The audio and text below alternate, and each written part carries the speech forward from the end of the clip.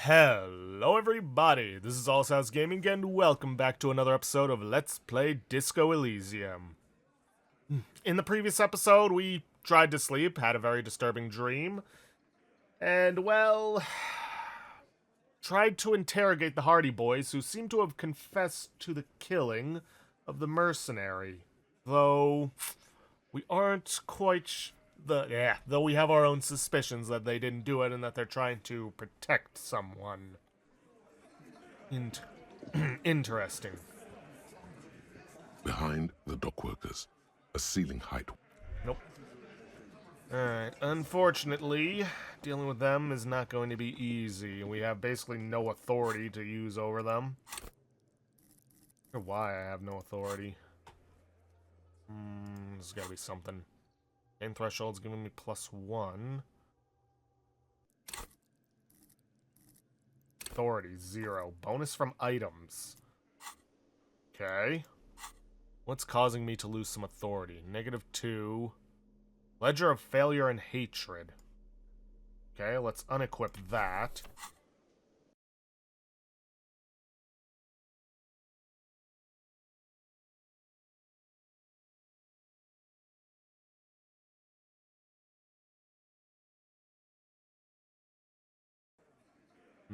Nope.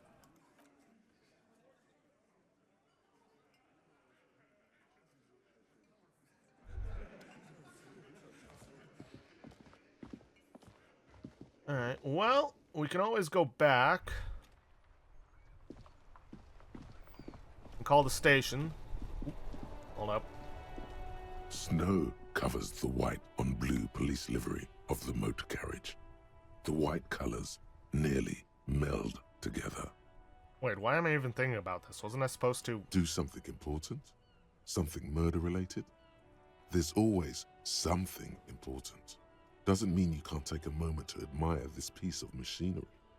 This is a Caprice Kanema, the Caprice Motor Corps follow-up to their highly successful workhorse, Caprice 40, and the answer to the Lum's racing breed, Ferv series.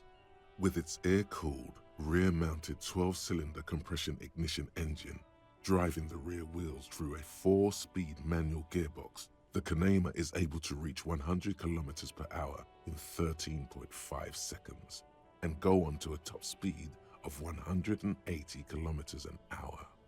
Want to roll over in the first sharp corner? The high center of balance is offset by a large battery bank mounted at the bottom of the cabin, feeding all the auxiliary systems and making the Kanema effectively a mobile power plant.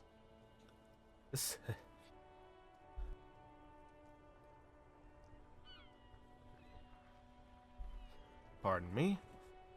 This tech talk is really rubbing me the right way here. Due to a quite steep price tag, it is very unusual to see one in police livery. The machine really puts the loco back in locomotion. Very cool. You want to take a closer look? Now, what's it packing there? 130. I reckon that's a 7-liter V12 there. That's what?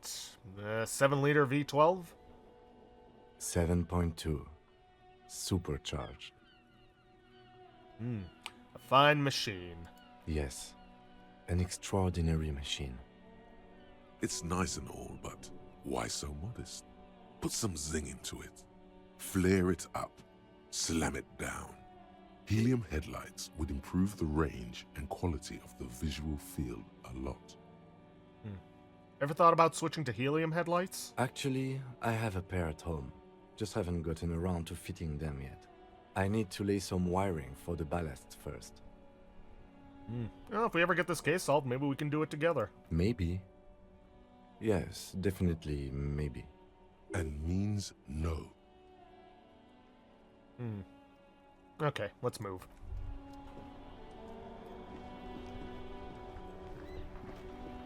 Inside, you see a set of steering levers, a radio microphone, a pull-out toolbox, and the soft glow of the fuel preheater gauge. Pick up the radio again. This is Precinct 57. How may I assist you? Have you heard back from the ICP about the serial number? Yes. The armor was produced by fair weather in their facilities in Bétancourt, sur la Clé in 42. It was part of a special order for Corps de Pharmacie, a security firm contracted to protect the interests of Oranese pharmaceutical companies in the Semenine conflict. So, it seems the armor went to Semenine. That's where the paper trail ends, though. Even the firm has proven difficult to track. Corps de Pharmacie has been renamed several times over in the years since the armor was issued. Do you know what it's called now? The most recently registered firm that the ICP has been able to connect to the CDP is a military contractor called Trinel, and the one before it was Downwell. I think they might be the same contractor. A suit of armor like this would have been manufactured with a particular person's physique in mind. You should ask for whom this suit was fitted. A suit of armor like this would have been customized to fit the wearer. There must be a record of the person to whom it was issued. Yes, but the ICP tends to be reluctant to share private sector records. I could try to talk them into it, though. Yes, please do try. It's imperative that we learn whose armor this was. Sure. Call back tomorrow. Hopefully I will have more information for you then. Alright. 57th, over and out. In the cabin, you see a set of... Alright. Witnesses.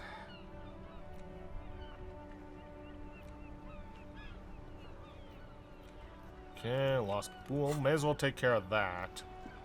Gotta figure something out to get Titus to, I guess, give it up. But on the way, let's take a look at some of these green ones.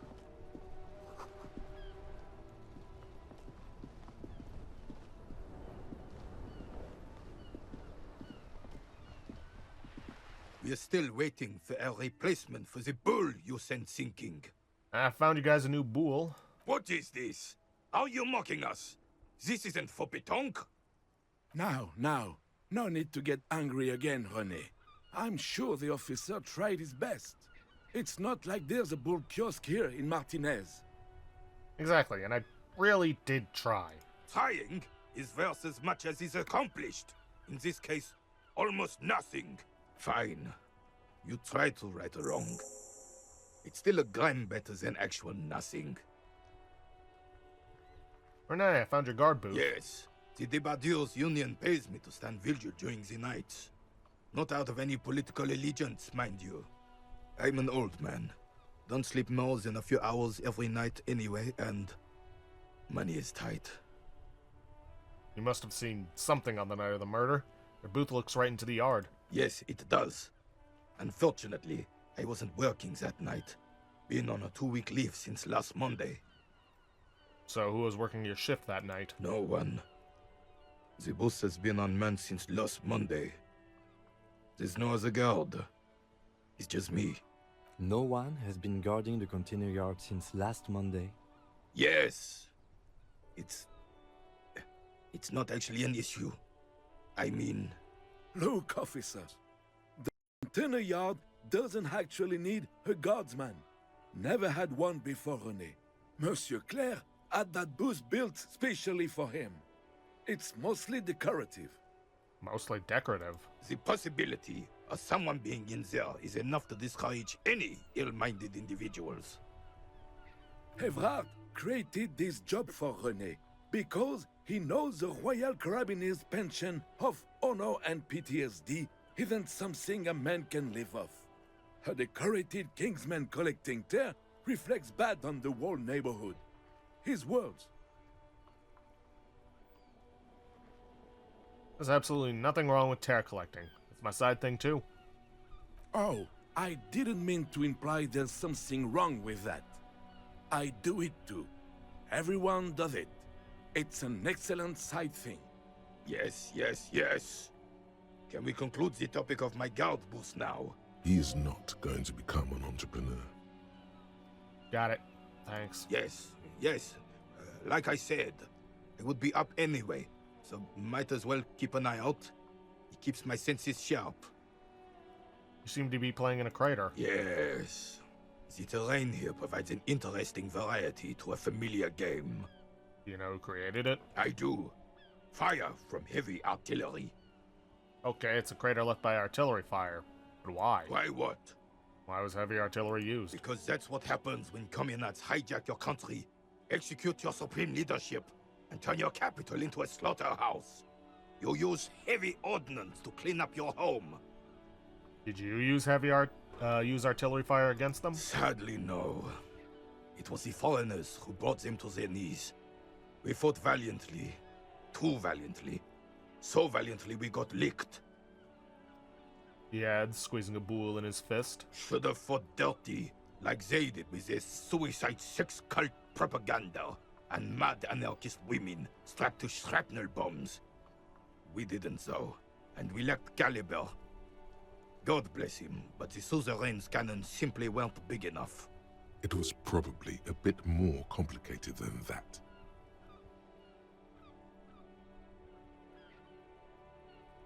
They should have chosen a place away from people and buildings.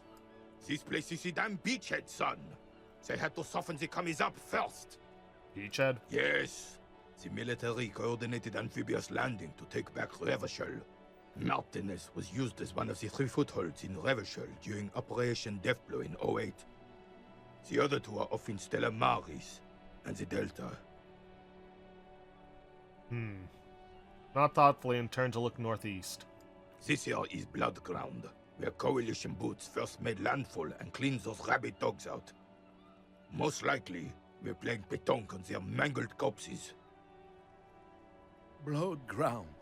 You got old René going there. Like he isn't hungry enough already. Is that why everything is so bombed out? Damn right, son. They laid the fire of hell on the city before they stormed it. And it worked, too. There was a strange gleam in his eyes. The rest of the city got cleaned up, but Martinaise they keep as a monument. And now the Union Socialists are practically running the place. Well, it's your own damn fault. You, we, the coalition, Revachol, whoever you want to blame, never finished the job. Officially, the party never surrendered. Of course they still all influence. You don't even begin to truly understand the players on the table, let alone the specific circumstances surrounding the... What do you think? Thinking men have opinions on these things. Present one.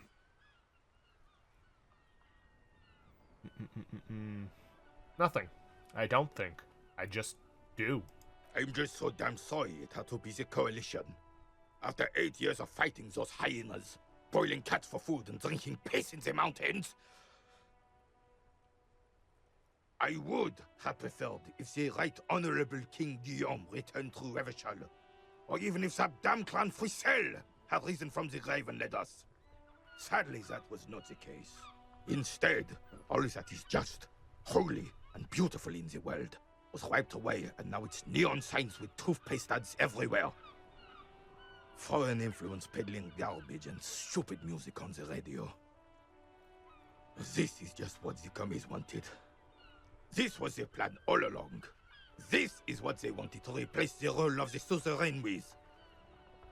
Who was this Frissel? Damn Frissel. He was the king we couldn't protect. The Carabineers failed him, and the crown. He died in the hands of the Hyperlay, in a very public execution. He slouches as he says that. It makes him smaller, admitting they left the king to the mob. You mentioned Guillaume? A true king in both blood and mind, led Revachol before Frissel. He would have been better, but the damn commies drove him into exile. Some manner of self-deceit is present in his thinking. Sounds like this Guillaume abandoned him, and he doesn't want to admit it. What exactly is a suzerain? The suzerain is the king! Has everyone forgotten already? They've forgotten already. It's no use talking to you. You were still in Daddy's balls when it happened. When we took our last stand against the filth and rode the cavalry straight into gunfire. Is there anything you can tell me about this rifle? It's a Bell McGrave. 4.46 caliber. Breech loading. Revachol made. Good weapon. Accurate and reliable. His moves are quick and precise as he first checks the weapon. then aims it at the sea. This man knows firearms intimately. This one's inoperable. The bolt spring is missing and the mechanism is jammed shut. Still a beauty. Where did you find her? In the basement there. Point at the bookshop. I'm not surprised. There are probably lots of forgotten wartime weapons lying around here. Back in the day, everyone had something stashed away. As for the rifle, I don't know what else to tell you. These BM-446s are an antique. No one uses them anymore. The ammunition is impossible to find. What is it about this old soldier that makes him stand so proud? As Rene turns from you to his partner and back, the medals on his chest rattle and glare. He keeps his spine straight and his ribcage lifted, displaying them proudly. How many medals are there? 2. The larger one is shaped like a cross, while the smaller medal resembles the sun. Look at the cross. A crowned head in front of 2 crossed rifles. The medal hangs from a blue striped triangle. It's the Croix de Bravoure, Cross of Valor. The cross was the highest battlefield decoration in Suzerain's armed forces, awarded for exceptional bravery in the line of duty, in service of King Frizzle I. Look at the sun. A small blue star inside an orange sun. It has the word Valiance written below. The setting sun was a decoration used to distinguish seasoned combat veterans in service of King Frizzle I during the Revolution. Croix de Bravoure and the setting sun. Did you get them For bravery. That's what I was going to say. Bravery. I'm sure. But I know this uniform's reputation. You are also wondering if I got this for raping women or killing babies. No, I really wasn't. I'm just asking. Honor is everything to me. He says with grim finality. Whoa, sounds like you're about to open the gates of conversation. This man will literally talk your ear off if you let him wander off to memory lane. We've already come this far, why not? So what did you get the medals for? For doing my duty in the heat of battle. For looking my mortality in the eye. When men like Gaston here hid in the bushes and shot themselves. He saved some muddy princeling who foolishly strolled into the front line in his gown of velvet and gold. Saved a princeling? It was on the first months of the revolution here in Revachol. Unrest was spreading like wildfire. Marauders had taken most of the Couronne and were getting really ambitious. King Frizzle thought he could end it all in one decisive strike. Sent his cousin, Drisson, to put an end to the unrest. Alas, the young Drisson was all piss and no vinegar, wearing a tunic of purple velvet and cockatiel feathers to battle. Even his rifle was gold-plated, shone from 5 clicks away. Can you imagine the asininity? He really despises that Drissant fellow. Purple velvet tunic. That isn't exactly camo. To keep the long and bloody story short, Drisson marched us against the partisans in Couronne. And when I say marched, I mean made us walk into captured enemy territory, single file, like toy soldiers, while he rode in front on his giant red stallion. The rebels were smart. They let us come real close before opening fire. Suffice to say, it was carnage. Must have been a blood path. Shouldn't it be bloodbath? I got shot in the left shoulder and went down. Just a flesh wound. But just as I turned over, the prince fell into the mud next to me. He was missing his lower jaw. Then his horse, driven mad by the noise and smell of gunpowder, stepped on my leg and shattered my knee. Okay, then what did you do? I grabbed my sidearm and shot the beast in the head. Then everything went black. Capitaine Arnoux, le fléau des chevaux. The bane of horses. When I came to, it was all over.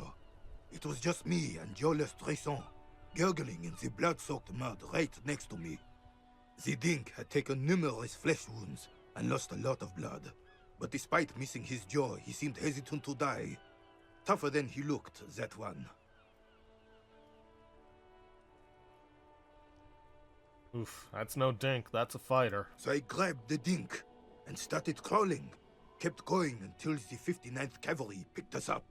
Through some miracle, we both survived. And the jealous freak convinced Frissel to give me a medal for not leaving him to die in his own blood, piss and shit. He was the commanding officer and I was on duty, just doing my job. Shouldn't hand out medals for that. 13 months later, I received the Sun for distinguished service. It's not worth mentioning. You sense he's downplaying it. He did a lot more than his duty. More than anyone's duty. It's in his spine, in his billowing breasts, and untarnished self-worth. Sounds like you're being modest, Rene. The old carabinier stands quietly like a statue, his features motionless. What Monseigneur Modesty is not telling you is that he crawled over 7 kilometers before the cavalrymen found him and Drizant. 2 days later that was. And that even while crawling with a mangled half-dead prince on his back, he still managed to murder 3 rebels on his way.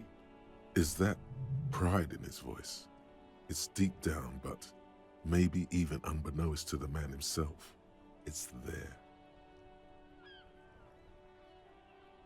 Hold on, you're just a little bit proud of Rene's heroics, aren't you? Sorry, officer, but you're reading me all wrong.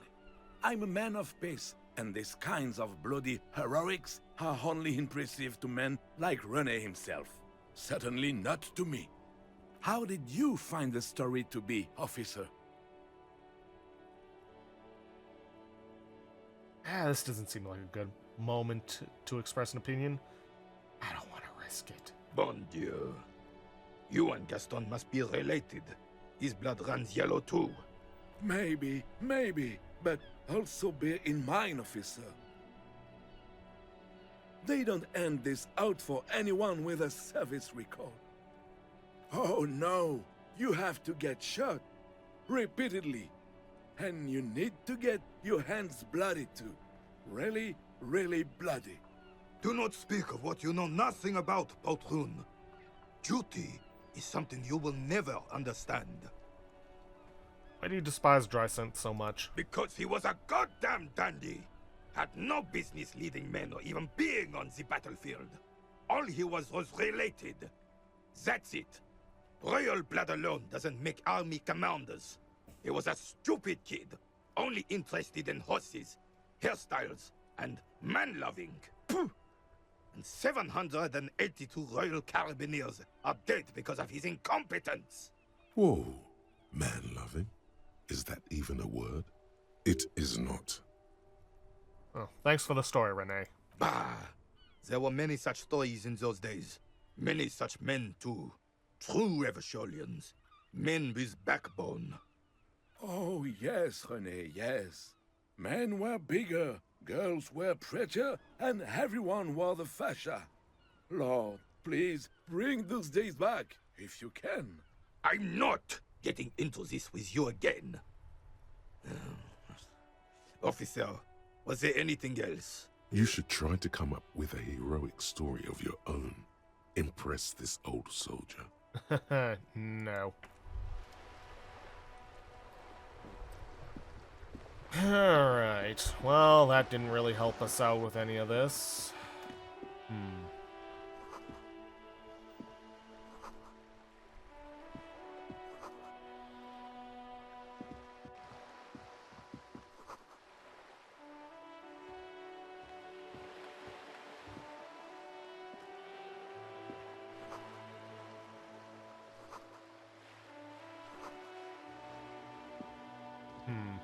Let's try talking to Kim.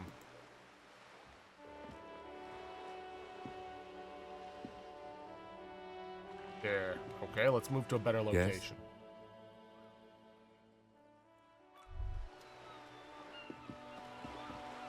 Alright, nothing new from him.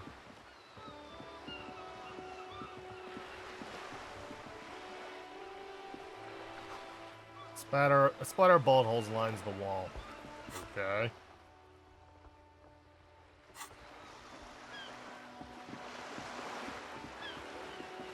What other tasks can we do? Rest of the armor, track down your badge, can't do that. Hoop it close. Well, notice info on the lynching, can't do that. Victims' tattoos. Who made the call? Take some time. Secret passages. Sing karaoke. Reality lowdown. Find the murder weapon. Track down your gun. Alright, well, those aren't options for us.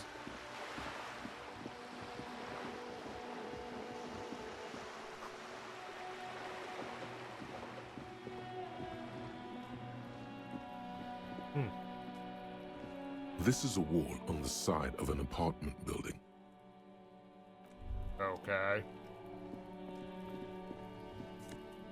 Ooh. Won't say no to more healing items and money.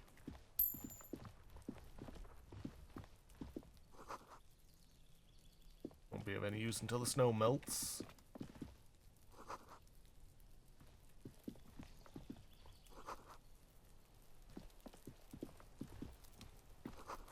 Just a closed door, but you look at it suspiciously.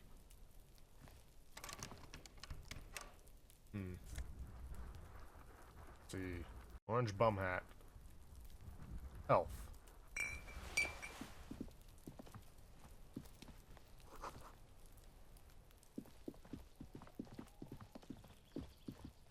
I can't get involved in this. There must be another way into the building.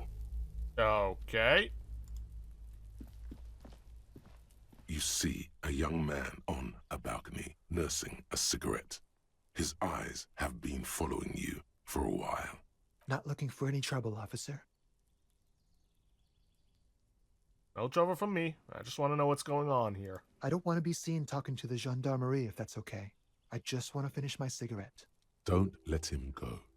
This could be your witness. The balcony has a great view of the whole thing.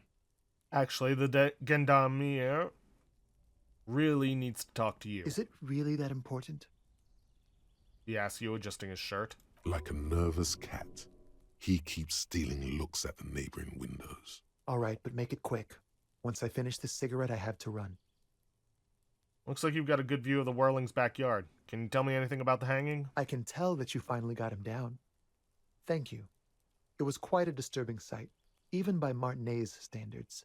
What were you doing last Sunday? Oh. You already asked me that, didn't you? Wait, is someone else investigating the lynching? Did I? No, not you. Some more muscular type. And when did you speak to this more muscular gentleman? Lieutenant takes out his little blue notebook and writes something down. Last week? I don't know. Look. He's an actor declaiming a soliloquy. See how you hang on his every word? You didn't answer the question. What were you doing last Sunday? I had a friend over. What kind of friend? It was my Sunday friend. What's your friend's real name? Did he see something? He doesn't reply, gesturing no with his cigarette. In the neighboring windows, you can see faint reflections of his silhouette, all from different angles. Can you tell me your name? My name? My name is Martinaise. That's definitely not his real name. You're not actually called Martinaise, are you? No, of course not. Could you please lower your voice? No. We won't. He takes one last drag of his cigarette before stubbing it out on the balcony. Now, if you'll excuse me, I really need to get going. Convince him to stay? I could put a point into suggestion. Might up our chances.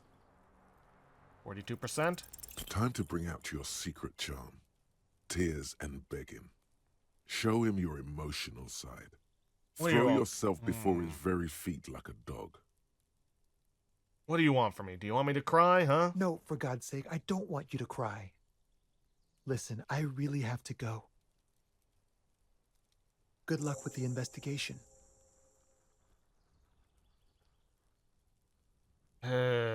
So much for that.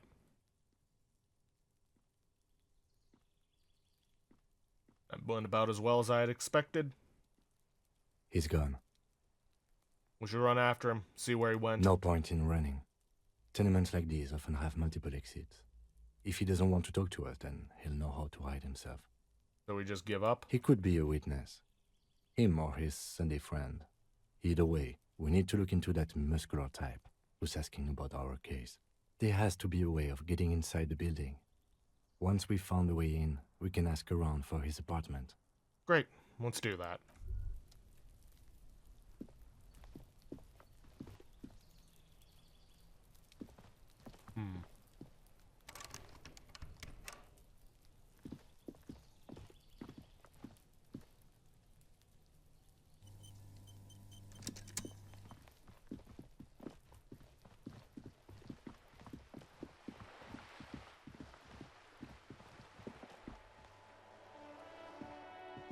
The streets will flow red once more, a great torrent rushing down Rue de Esperance.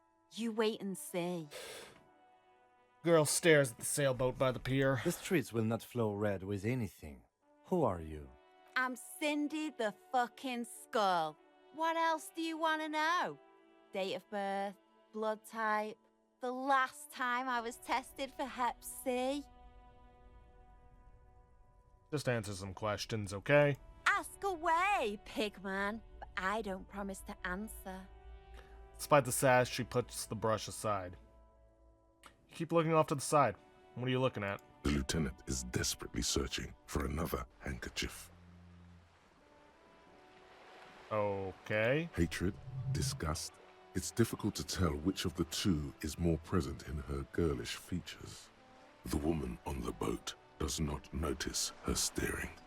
That is on her. Someone's got to keep an eye on her.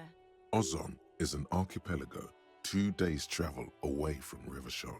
Its moneyed residents, used to posh restaurants and upscale boutiques, rarely have reason to visit Martinaise. You mean Joyce? On a first-name basis with her, are we? Piggy's moving up in the world. Why all the negativity? Have you got a crush on her? Aching for an opportunity to defend her honor. What are you doing to the wall? Can't you tell? I'm painting a beautiful mural, an aereo graffitio visible from low orbit. I haven't really started it yet. I'm waiting for the right words. So you don't know what to write? Have you ever tried your hand at graffitio? When faced with a blank wall, most people write unimaginative stuff, like pigs go home and Mono is here.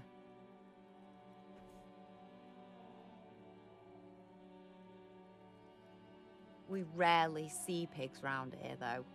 Just union cats. And my name's not Mona, so... I have an opinion on this. Want to hear it? Yeah? Actually, I don't have an opinion. I lied. Lying is cool, I guess. Do you know anything about the recent murder? I ain't no snitch, pigstein. Go forth and forage in someone else's shit. No shortage of squealers in these parts. Actually, there is a shortage of people who talk to us in a normal, calm, informative manner. We weren't put on this earth to make your life pleasant, fucko. So won't talk about the murder. Maybe you can tell us something about the murder victim's missing armor? What do I care about some fucking tin eggshells? Isn't armor art? Art for the, body? Ugh, alright, sad piggy. I'll give you this one. I saw a little girl in the fishing village running around with military-grade handwear. Looked cute as hell. If you haven't been there, the village is a shithole down the coast from the main plaza. Have a good time. Got it. Piggy, I have no idea why I just told you that. You look like a shaggy dog left in the rain for too long. I have a weakness for animals. Catch you later, Cindy. Watch your back, ungulate. You've got eyes on you.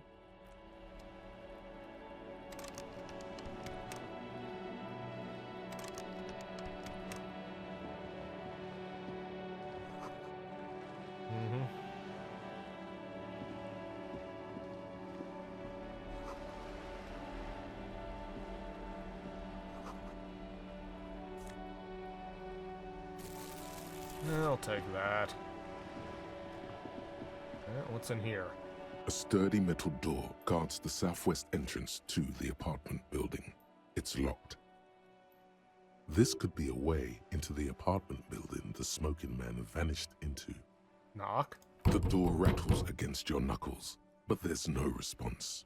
Knock again. The door rattles again, but this time you hear an elderly woman's voice calling out from inside. Stop banging on the door! I'm not letting any more strangers inside. Hold on, who am I speaking to? Doesn't matter who I am. Now go on, get out of here. From within comes the faint sound of a broom sweeping across the concrete floor. This is the police. Open the door. The police? Everyone knows the police don't come round here. I need to talk to a young man in this building. No, I already told you. I won't be responsible for any more strangers getting into the building. Go check the backyard door. Maybe someone there will. She trails off, leaving the sentence unfinished. Backyard door. With the smoker. You already were there. Didn't work. Are you there? I've checked the backyard, but it couldn't get in that way. Good. We had enough problems with bums and drunks and thieves loitering in the hallway. You have no business here. Kim, tell her we're real policemen. Madame, I assure you, we are real police officers. There is no reply. Just faint, sweeping sounds inside. Alright, let's try authority. You're well versed in the kind of threatening legalese that implies criminal liability, but in fact has no meaning whatsoever. Am I? Obviously, look at that vague yet threatening stuff spewing forth from your mouth. Ma'am, your non-compliance is hindering a police matter. I may be forced to refer you for potential prosecution. I know my rights, and don't you mom me, boy. The voice snaps back. But the sweeping on the other side has stopped. Miss, would it help if we offer to show you our badges? Ah, it's like a carrot to the stick, sort of. Hold your horses. You hear the click of a night latch before the lady on the other side gets caught in a coughing I spasm. don't care about your stinking badge. Just come in. She manages to say with a wheeze. Alright.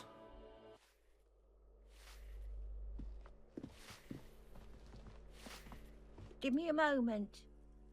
An elderly woman is leaning on her broom, her knuckles white as bone. She seems to be having difficulty breathing. The cold never does any good for my bronchitis. You alright? Should I call a doctor? I'm fine. Fine. Don't you worry about me.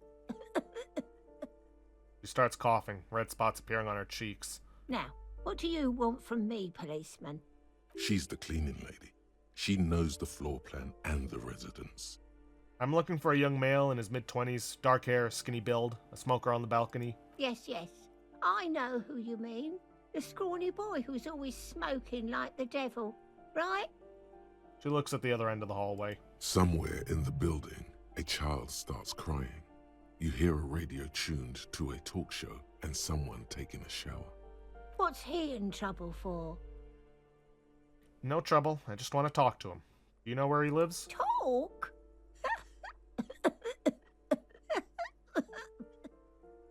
What was so funny about that? He lives upstairs in room 28. Go to the balcony. It's one of those doors there. He's usually home in the evening. Thank you. We should go check out his apartment on the balcony. See if he's home. Thanks, I'm off. Home in the evening. Well, it certainly isn't the evening.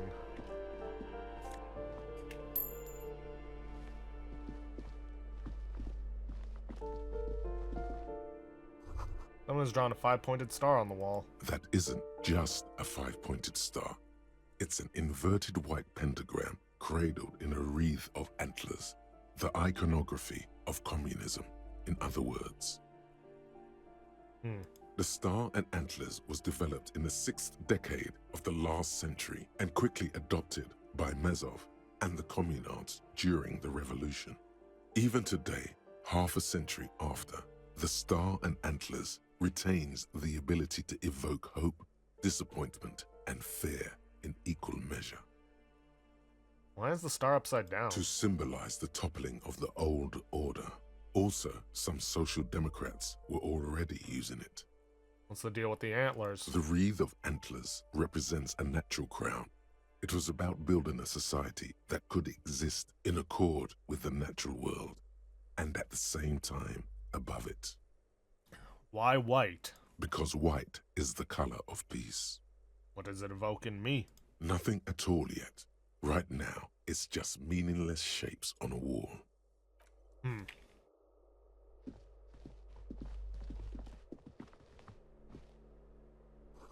Box is filled with cleaning chemicals, smells of laundry detergent. And what have we got here? Flip up glasses the auditor, plus logic, but lose authority. Well, that's not going to help me with the Hardy Boys.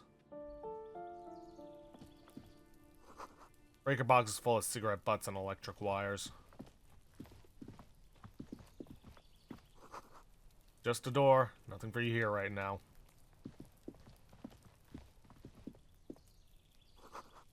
Someone's growing rosemary, thyme, and a cactus.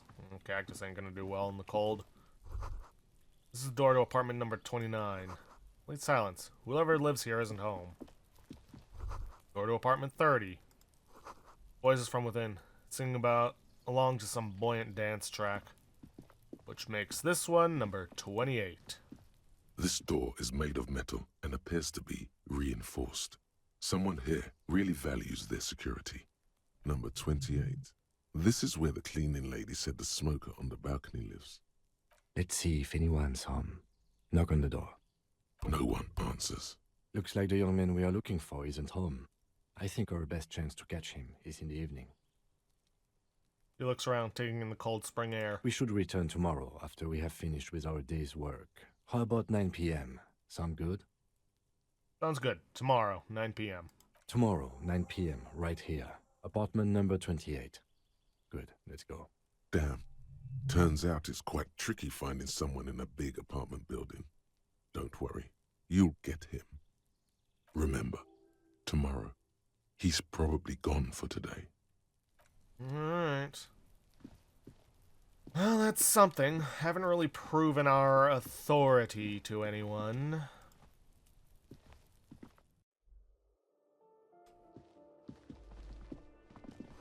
Eviction notices and missing pets are plastered on top of each other.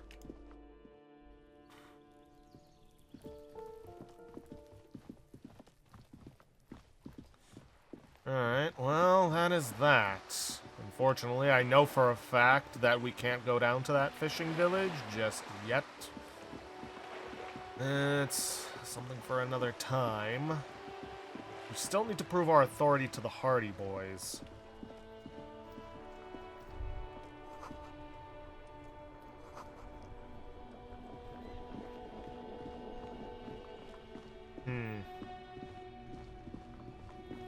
Well, may as well talk to some people around here, I suppose, but we are also short on time, and we know how long conversations can get. Oh boy. Not sure what else to do right now. I mean, other than, you know, prove our authority to Titus. I don't think it'd be a good idea to get help from the union boss. And the company rep we can't really talk to until, well, we've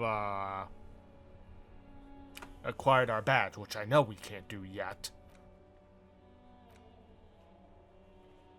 But oh well.